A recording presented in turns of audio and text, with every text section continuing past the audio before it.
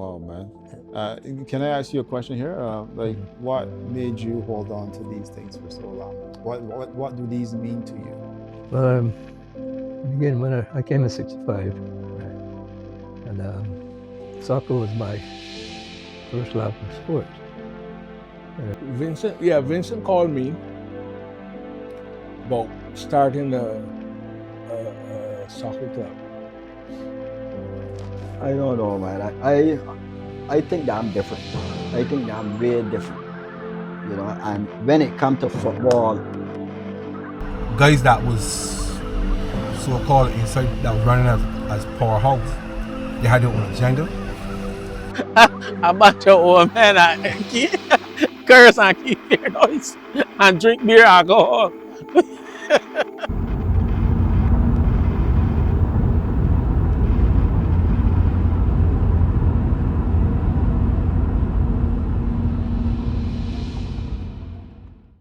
I'm at the home of Vincent Skeete.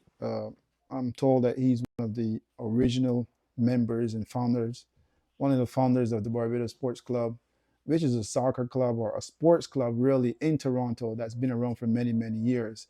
Some people may say today that it's no longer existing, but we need to dig deeper, need to bring this uh, sports club to light and to let people know the history of such a wonderful organization that been supporting the community for a very long time. Now I get to look at that. Oh, that was there for years. So look how it faded. Yeah. Okay. There you go. But he's an old man. He was sitting on Your birthday in August? Your birthday's in August? 8th of August. Yeah. 87. 86. Okay. I don't know. I guess you don't He's want gonna be rum in the 86? picture. That might be. Then you're advertising for Mount Gay.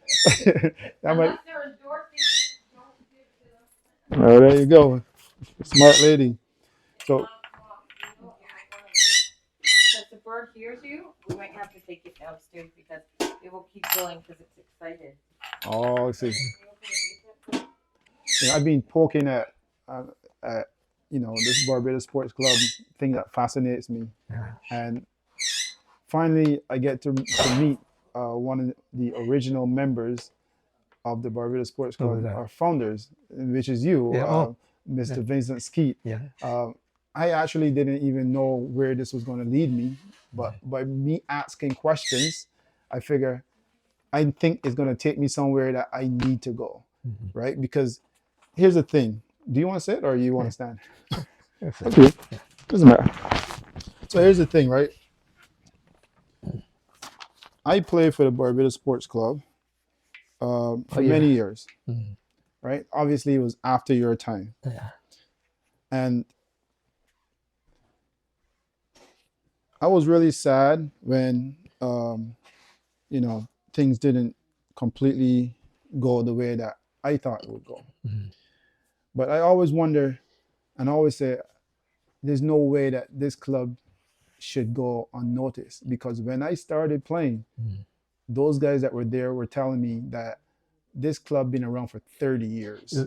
That was after we moved from Greenwood, or after. So you started down at Greenwood? Yeah. Okay. Greenwood was the home ground. Yeah, I got that from the city. Yeah. Well, they gave me choices, right? So I picked that because I think it was more central for most of the players. Yeah. So today we're speaking with founding members of the Barbados Sports Club here in Toronto, a group that's made a lasting impact on the Barbadian and Caribbean community throughout sports culture and connection. Let's take it back to the beginning, Vincent, and tell me something here. Let's start at the beginning. What inspired you to start the Barbados Sports Club? Well, again, when I came in '65, right, and soccer was my first love of sports. I played with a team from Malton. I was the only Caribbean player. And then I said, well, there's enough Dayton's here that I should start a club. And that was the actual beginning. And what was the experience like back then for you as the only black? Was the only black? Yeah. Only black player on that team. Yeah, well, it's just, I don't know, it's something that I really didn't like, and and I figure there's enough players that I know in Toronto. I should start a club. And that was it. I only played with them for one season. So after one season, you decided, look, Yeah, you I had need to enough, start. yeah. You need to start a club. You Yeah. need to get something going Yeah. here. And why is that? What was the experience like during that time that made you make that decision? Well, Malton, there's a club that it's like a semi-pro, right? Because at the end of the month, they'll give you an allowance, a small allowance, That's nice. as the only West Indian in the team. Yeah.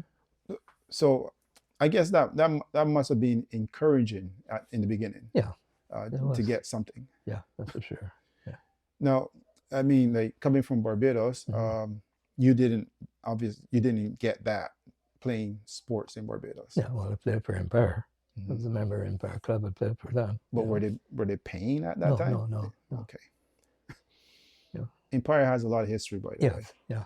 It has a lot of history in Barbados. Yeah. So I guess because a player coming from Empire in Barbados, I'm thinking, because I never played for Empire, but I know the surroundings of it. And playing for a club like that, I think my dad might have played for Empire too. Yeah. I think he played for Everton. Everton. And I think he played for Black Spurs. But when you play football for those clubs, you have a sense of like professionalism. Oh yes, that's for sure. Those clubs have a lot of history in Barbados. Yeah. So you were a very decent player, I guess. Well, I'll say. Okay.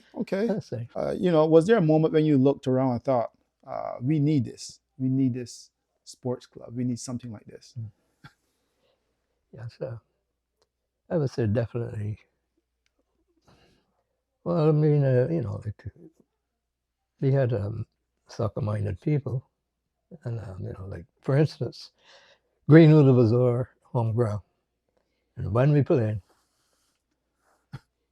you get a lot of these white immigrants watching. And at the end of the game, they will collect funds and give it to us. Simple as that? Yeah. Wow. The same thing used to happen at the ground in Sinclair. Like the Italians, like they figure, give these guys something. At the end of the game, they'll pass a hat and they'll come over to me and just drop something in my hand. Yeah. These are the real soccer lovers. What do you think caused them to do that? The level of play that you guys were playing at, or they just wanted to help? They like our style of play. I see. Like our style of play. Yeah. Even at Greenwood, you get these people from different countries coming to watch us play. Like they'll ask me when is the next game, because they like our style of play. It sounds to me like you guys are really into it back then. Yeah. But here's the thing. I want to go back a little bit, because of all my time playing and I was around, no one has ever told me that you guys used to play at Greenwood. Did you train there and play there, or that was our home ground? And so you trained there, and I had a list of players from down Bancroft. He gave me the Thompson was the guy at City Hall.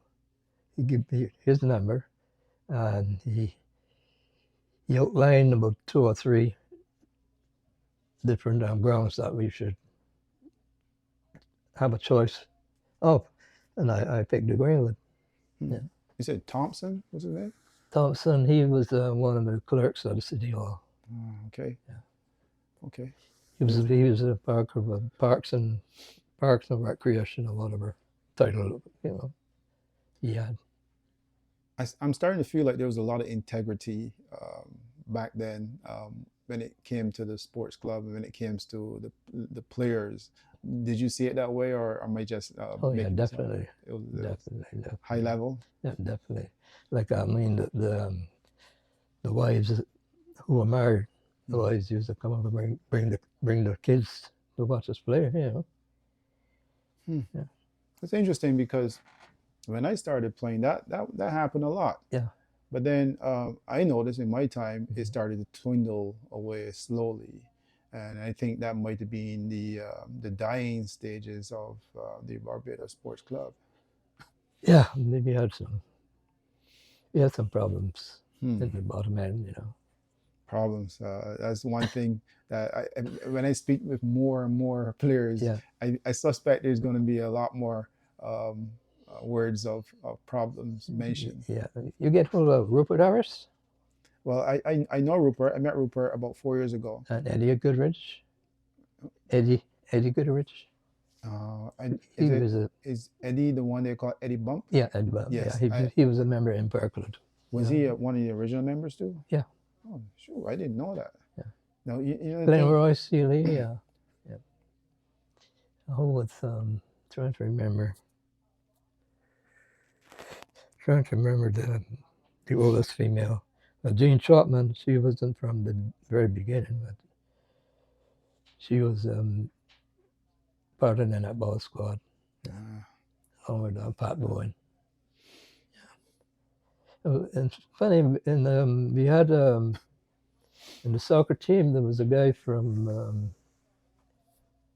Guyana. Mm-hmm. Because they didn't have a squad yet. He was a member of the soccer team. Yeah. Oh, in my time, there were many players from different parts of the Caribbean. Yeah. We had guys from St. Lucia, St. Vincent, Yeah. Trinidad, Jamaica. I mean, I can go on because in my time we start to fill. Yeah.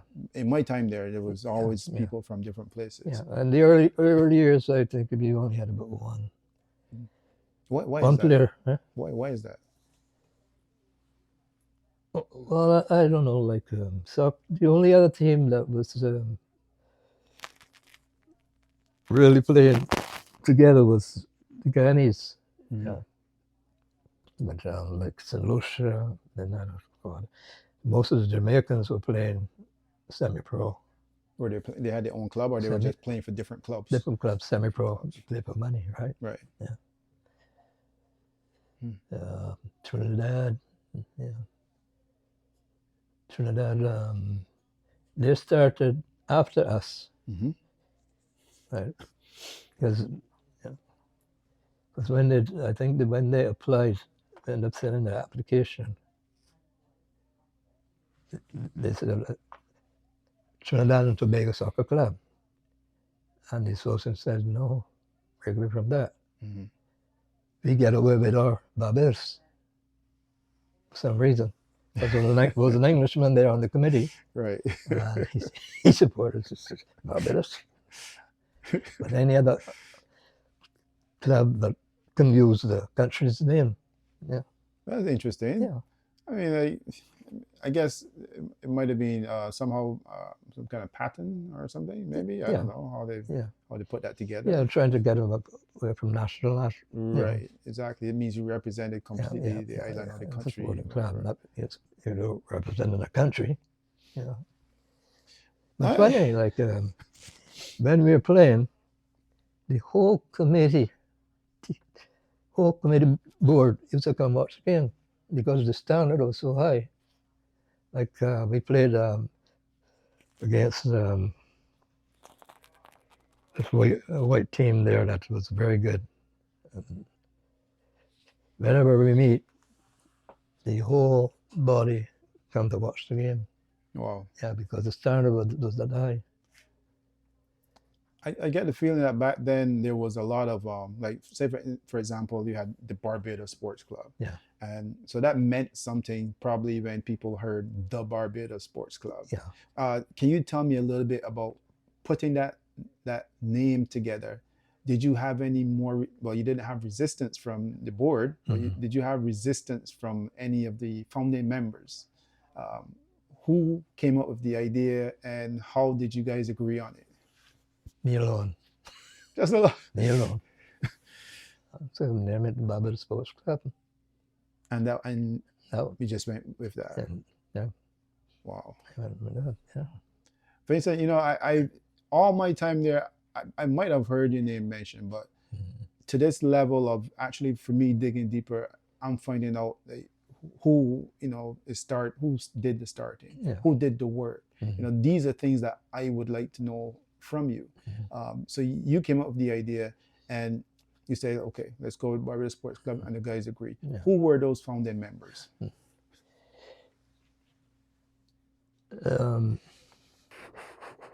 Trying to remember here. Sorry. It's okay. I went through this here.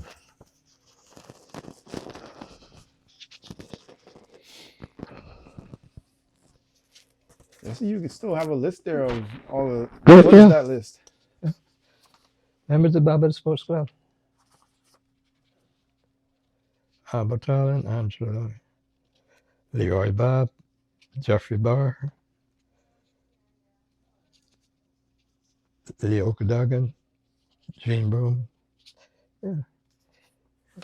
Take a look.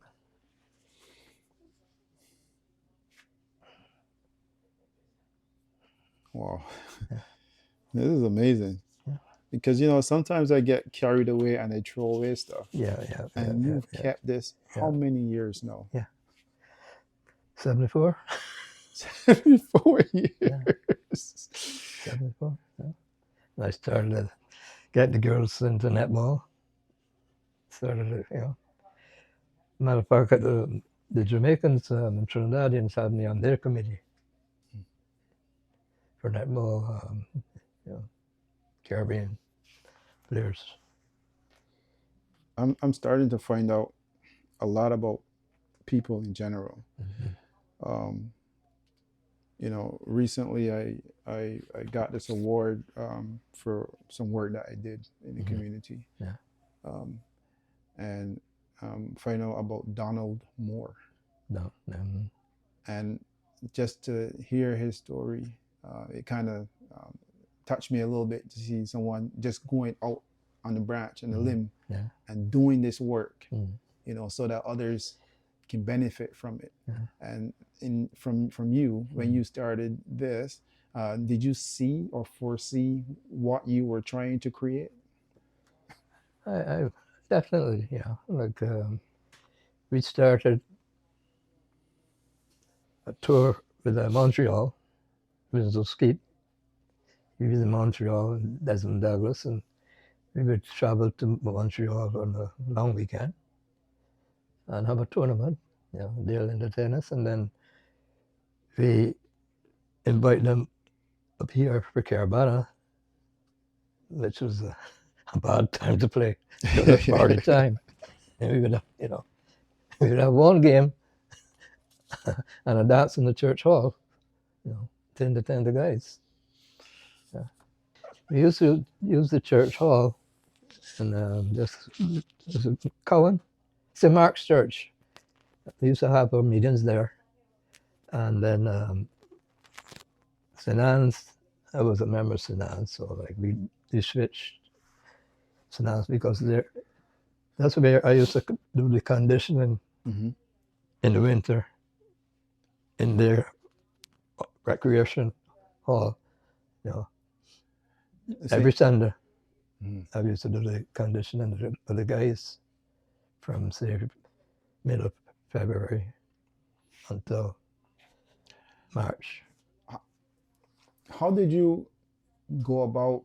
I'm curious about one thing here, because I know that there were like, what did you guys call them? You had presidents, you had secretaries, you had, you know, elected Officials, members, directors. Yeah. Who came up with that idea, and what was the vision back then? Did you bring that idea from Barbados? Well, I worked with Hard White for Bristol Rangers in Barbados, Cleveland Mariners, right? So like I was an entertainment minister. Dances, more like picnic. I arranged that. I arranged in sporting games, cricket, soccer, tennis. You know. I tried to get the girls into netball. You know. So that was my position at the club. So when I come, you know, I always had a inclination to, you know, get things moving when it comes to sport. Yeah, we had a netball. Yeah, we had a netball. Gene Trotman, Pat Boyne, Angela Moore. We had a netball squad.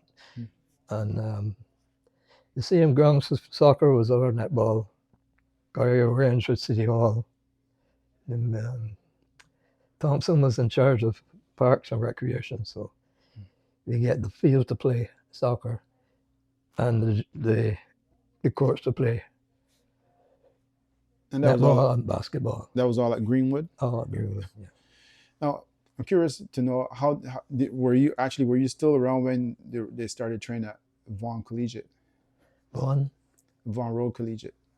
No, because after that I was tied up with Dixie. I coached Dixie. I coached Dixie Soccer Club kids from the age of 6 to 16. Right, so they took up all my time really. So I didn't have much time with the Barbados Sports Club then. But I interact with, you know, the players to find out, you know, what was going on, you know. And I'm just curious to know what started the decline from your view. Well, when I left Medios,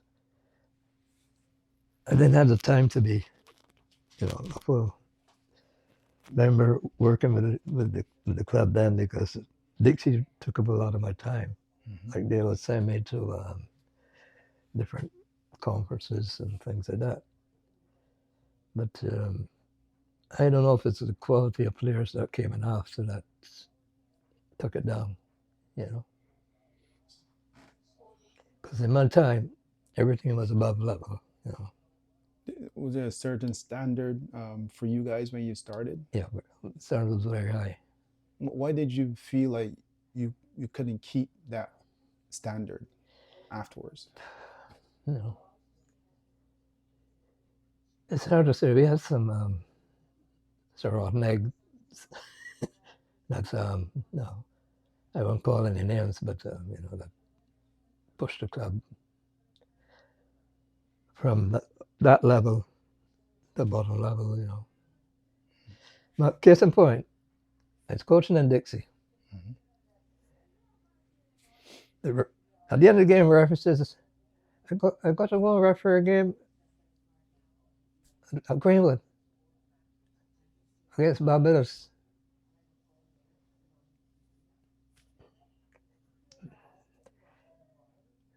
So the other guy says, I heard about that club, Barbados. You know, things are not nice. Things are not nice. You know, that club just went downhill. I don't know. It was sad, man. Sad. Did that hurt you when you hear that? Oh yeah, shit. It did. Yeah, it did. Do you think that by that time that anyone else was hearing, like, you know, you heard that and it hurt your feelings? Yeah. But do you think that people get that sometimes, or they don't? They just kind of overlooked it. I would say people probably overlooked. Yeah, yeah. And even I don't know games. Like okay, let's say we playing against a team that has a lot of, let's say, a lot of players from like Malta. Yeah. You get a lot of Maltese there. You know. Now the end of the game, it happened at Sinclair too. You know, two fields at Sinclair, one at the front and one at the back. And that's Earl's Court. Earl's Court, yeah. When we play, there's a lot of Italians come and watch us because the standard is so high. And at the end of the game, you see a guy pass around a hat, then you come and give me $15, $30, $50 that he collect, you know. They like to just play. We had a fight at Greenwood And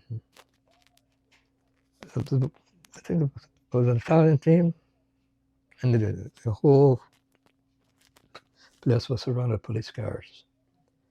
And we had the board suspended one of the players, and this is you guys very was very unfortunate so that something like this happened, because the whole community in that area liked to see you guys play. Hmm. You know? Hmm. Yeah, the standard was always that high. Yeah. That's interesting. Yeah. I think is an eye opener as well, and I think it says a lot, and it should say a lot, so that people, even as they maybe watch this interview and watch this video, maybe finally put it together and would understand the kind of level that you guys were working with. Yeah. You guys were working at a high standard. Yeah. I suspect that based on what you're saying, some other people are kind of alluding to me, is that levels went down. Oh yeah. So even by the time I came around, it must have been pretty low. Yeah. Well, Harold Hoyt, he was our first president, and of course I worked with him in Barbados at the Bristol Rangers, late Cleveland Moore. I know how he functioned. It was always top level things with the club. We had I would say, I don't think we had what do you call a bad egg in the club. We had people from Guyanese people who were satisfied with their own people instead of come and join Barbados Club.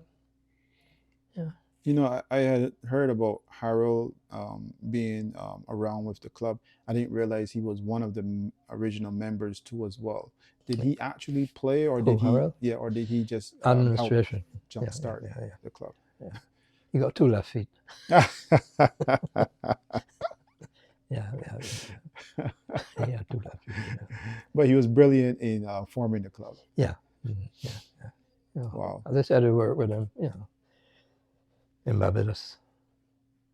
Now, who else was one? Because persons that I know, like say for instance Keith York, was he one of the original members too as well, or he came after? Keith, he was an early member.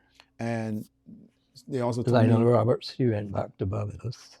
I wasn't fortunate to meet him. I never met him. Yeah. And they told me also Ron Small. All small, yeah. He was Rupert Harris.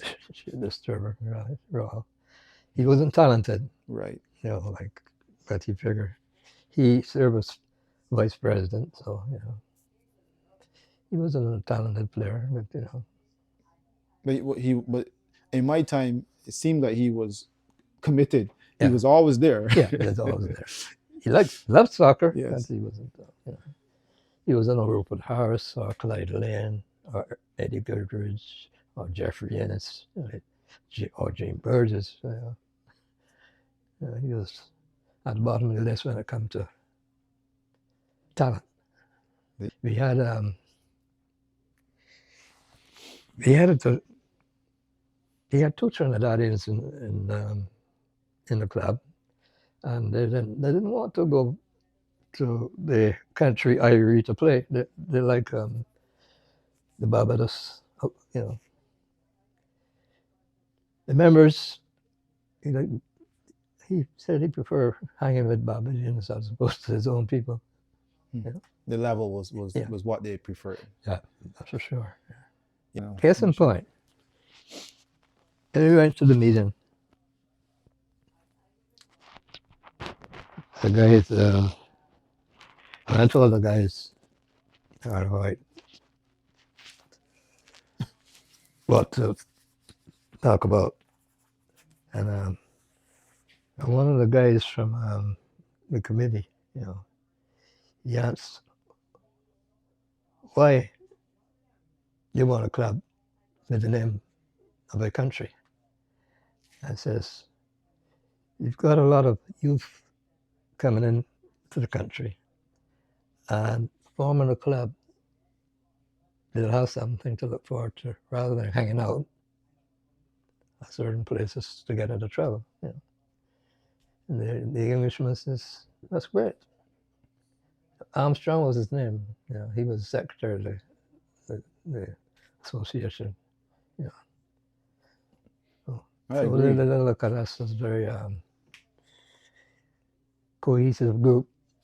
You know, I agree. they're That's a good very members strong and good point. standing. Yeah. Right. I mean, those are great reasons for forming a club Oh, yeah. with your name on it, Oh yeah. the country's name. Yeah. You know, when Yeah, you hear because the name, when Trinidad went, they wanted to be Trinidad and Tobago Soccer Club. The association said, no, pick a different name. So they'll pick another name, Irie, which is, you know, but they can get Trinidad. So after the meeting, it says, you Belgian guys lucky, you know. yeah. That was it. Yeah. how did you get funding for the club? How did you, you know, obviously to play in the league? Where did the funding come from? Dances, Parties. dances, yeah. And what were those parties like back then? Overcrowded. Overcrowded. Yeah. Very well overcrowded. Yeah. And we had our dances were well attended. You know, we had the trainees come in, we had the Guyanese, we had, you know, some Jamaicans and things like that. But we were very well rounded in the community when it comes to support. That's good to hear. Yeah. I think the commitment to the dances even spill over even to my time too. They were still going. Yeah. We still had good parties back then. Yeah. I mean, over the years they started to dwindle until you know, obviously. Now, there was a sad part that I didn't like. I was playing at Sinclair, and after the game, one of the officials says he's got to go and referee a game at Greenwood. Barbados against somebody, but he says, I don't know that Barbados team, talented players, but there's something wrong. Right, you know, something wrong with the way they conduct themselves. That's when things was going downhill, you know. Do you remember around what year was that?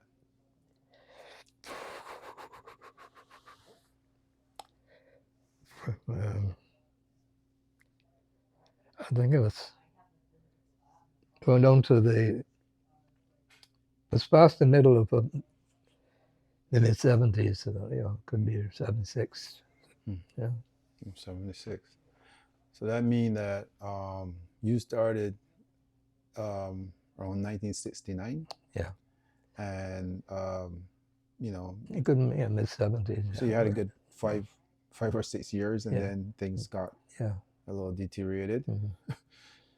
I mean, it's still good that whoever the members were still able to keep it going even up to my time, which is 1991 or something like that. So that's still a lot of years of still holding it together. Even when we had that disturbance at Sinclair, you know, the referee, after that, he referee games for us,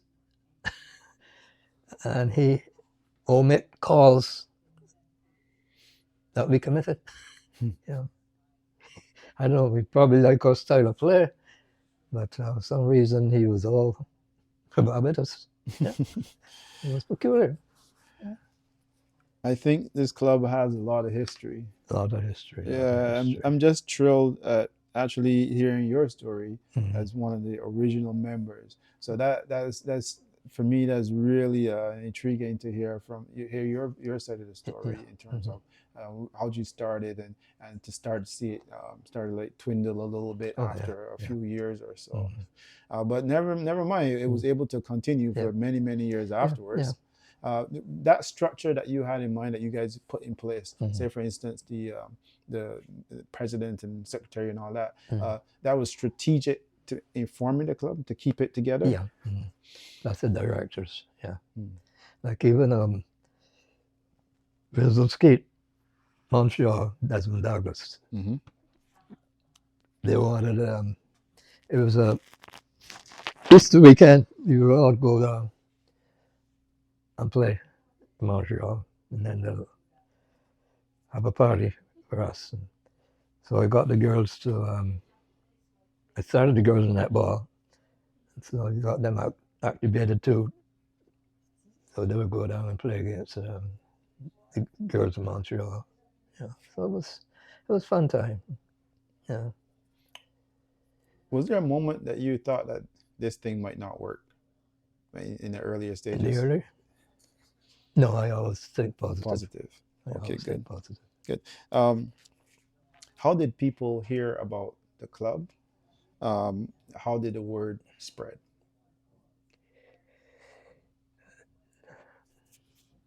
How the word spread. Okay. We had I was on Tyndall Avenue, McCowan, St. Mark's Church. All West Indians are there. Mm-hmm. They did so like you get to filter through the membership. What we do, you know, because we played dominoes, table tennis, and things like that. You know, so more or less word sort of spread like an umbrella. You know, and it was good times. You know.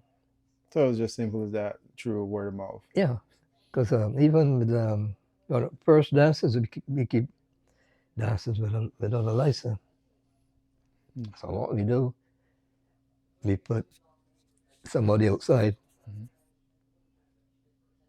So that's see the cops approaching, come running in, clear all the liquor. We just partying, you know. Yeah.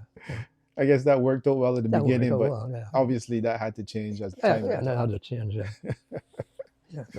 Bob Kinney, he was from St. Kitts, so he said, you guys keep a dance without a liquor license? Who tell you that? He says, okay. Make sure you get a liquor license next time, okay? Yeah, okay. So it was, you know, it was good going, you know. Yeah.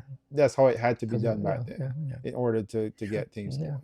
Okay, well, fair enough. Let me ask you this here. So you had netball, you had soccer, two sports, right? And table tennis. And table tennis. Yeah. Did table tennis actually take off? Yeah. Chandler, Vincent Chandler, Ray.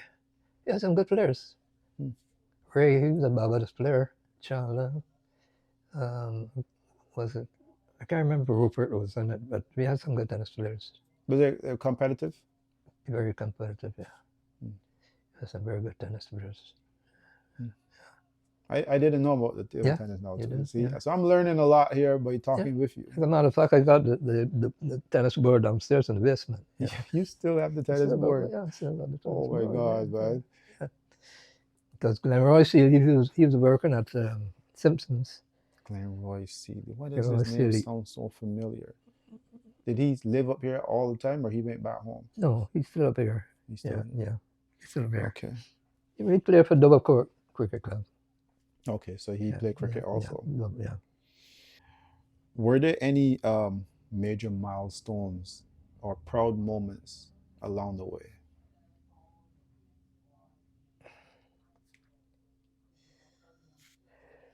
And I was recognized by other clubs as one of the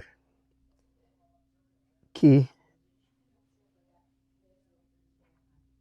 members of the society in sports. You know, like when it comes to Guyanese club or Trinidad or Grenadian, you know, they'll come to me and ask me, you know, certain questions. You know, I could give them ideas, you know, like how we started Barbados Club and how successful it was, how you raise funds and things like that, you know, how we get the females involved, you know, and things like that. Yeah. Yeah, so our standard was very high. But Fortunately, some people took it down to a level that, you know, I didn't like very much. You know. Did you get that acknowledgement from the Barbados Sports Club over the years? Of what you've done and created. Yeah, from some members. Well, I mean officially. Yeah, I mean, yeah. You know. No, not really. Yeah. At one point, the club was going through a period that I didn't want to associate. What do you think causes that or started that? I don't know if it's I don't know, jealousy. I don't know. I would say we had a couple of rotten eggs, I think, that helped create that situation, I think, you know. I don't want to call names, you know, but, you know. But when we started, it was at a very high level, you know. That's how hard I worked with him in Barbados, you know. And, you know, everything was all up front, you know, with him. I know he was a great man. Yeah. I know that sure. much. He had a good family. So I can see where that, you know, how that was created. Yeah. We're all small. He was more disturber, like, you know, like, excuse me, he was also, he wasn't above a certain level, you know, like, I mean, you know, he'll come and tell me, well, I got 16 pairs of shoes and, you know, 24 suits and things.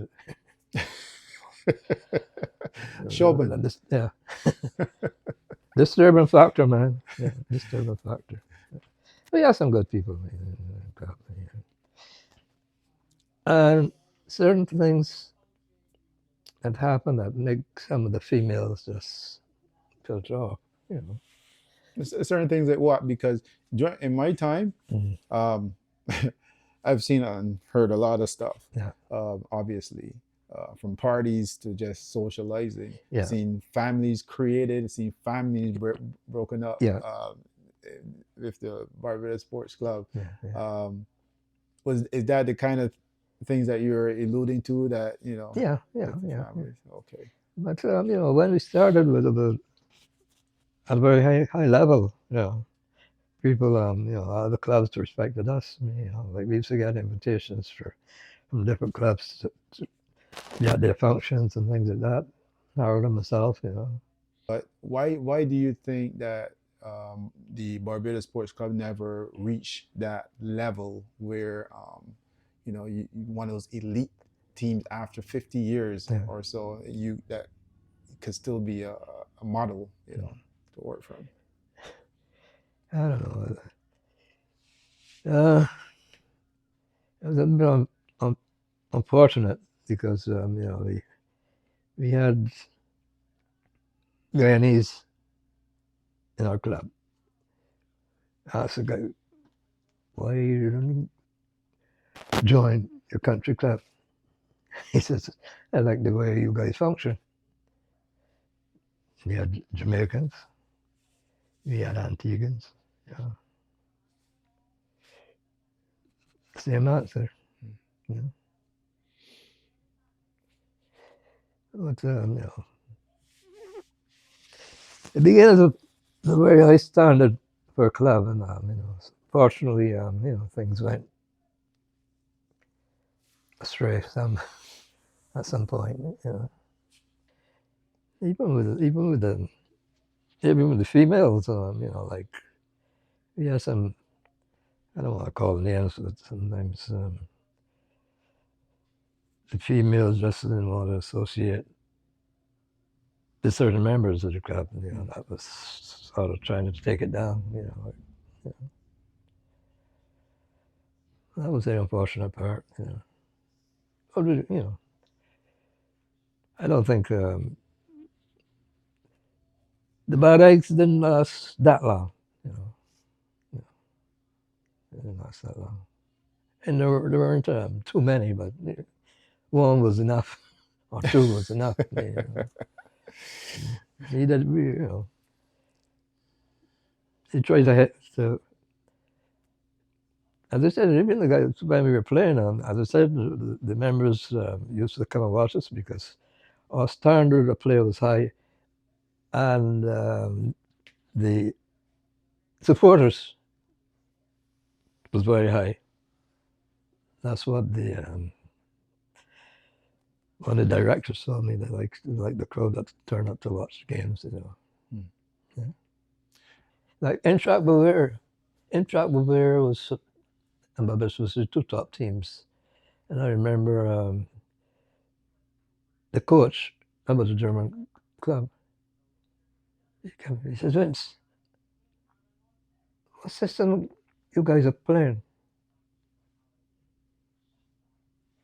I said, systems? You watch it on the field. That's all I'm telling him. You watch it right. He says, well, you line up one way, then you switch to 4-2-4. My thing was, this is how I analyze our players. I tell them, you're playing the 4-3-3, okay? When we in the penalty area, you got two strikers.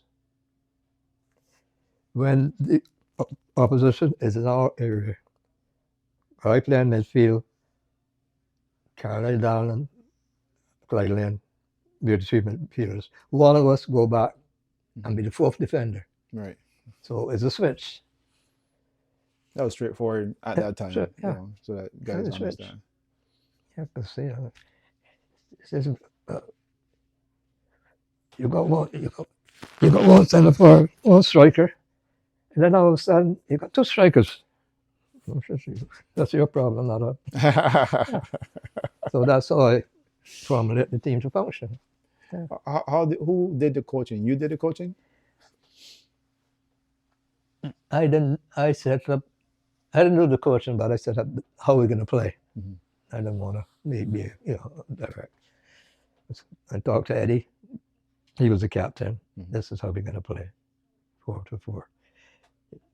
Interchanging midfield. Yeah, and that was our system.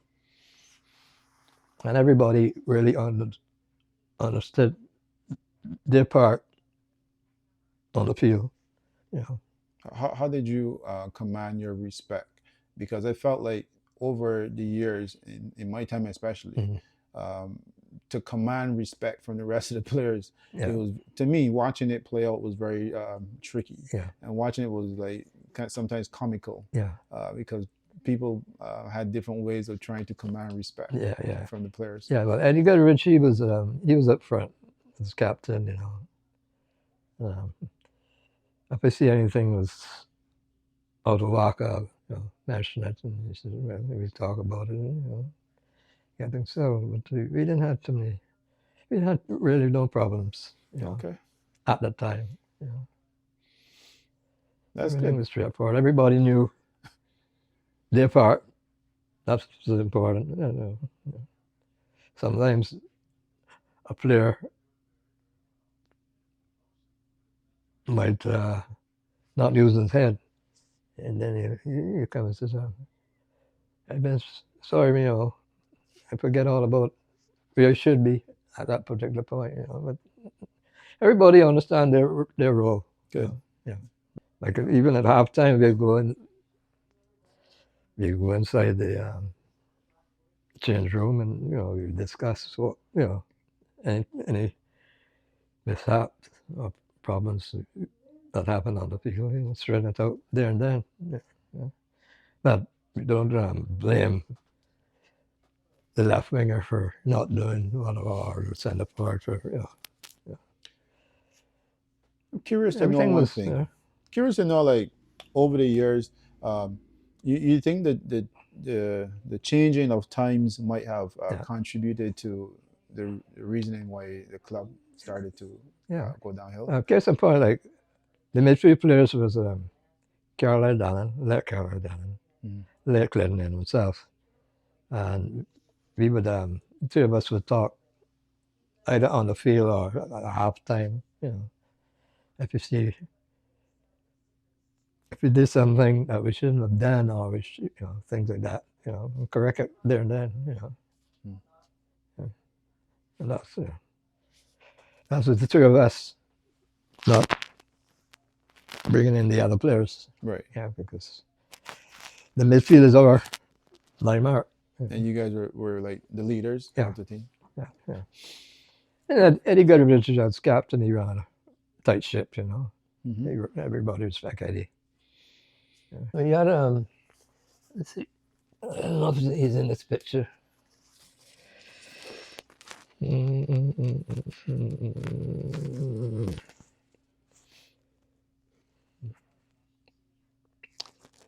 not in this picture. Are you able to recognize who those players are? And okay, well, that's me. The young fellow there on the side is you? Yeah, that's me. Yeah. Yeah. Actually, I thought that was you when I first saw it. Yeah. That's Clyde Lane. Rupert Harris. Okay, I can see Rupert now. Charles. Let Chris Rollins. Goalkeeper. I heard Mike about Phillips. Chris. Eddie Goodrich.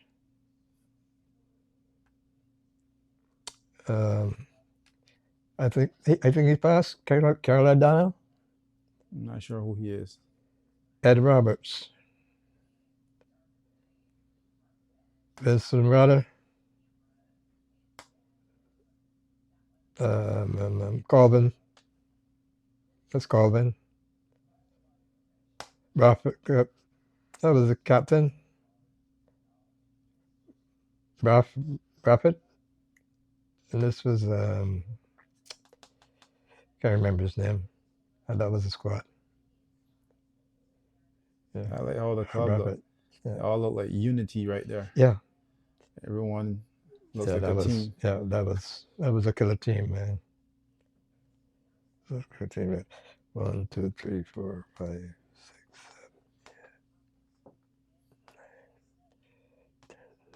7, 8, 9, 10, 11. Yeah. That was the team that the whole. And you gotta tell me about this one trophy here that you got here on the table. This was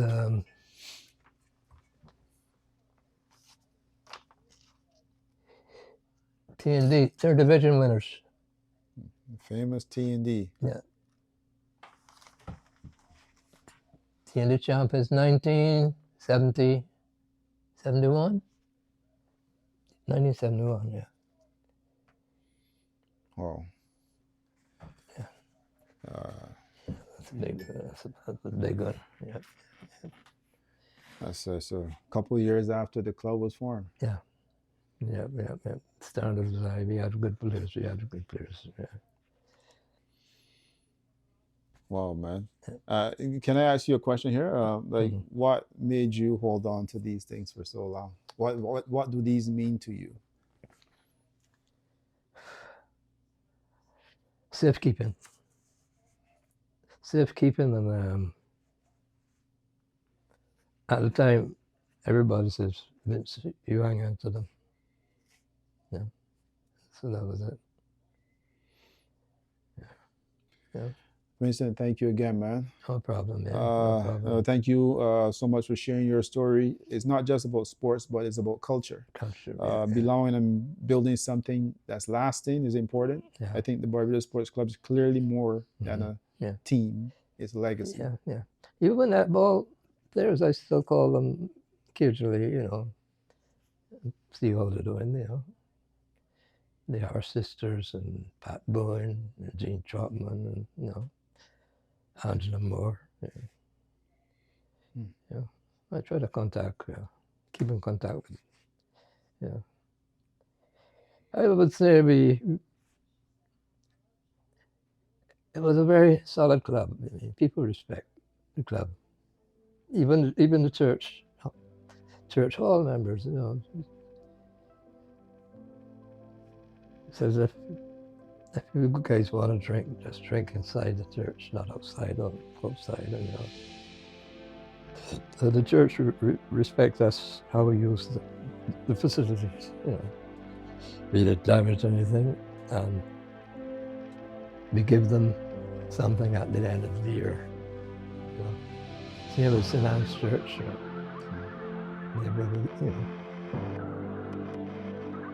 we give the church something for using their facilities for meetings and indoor conditioning.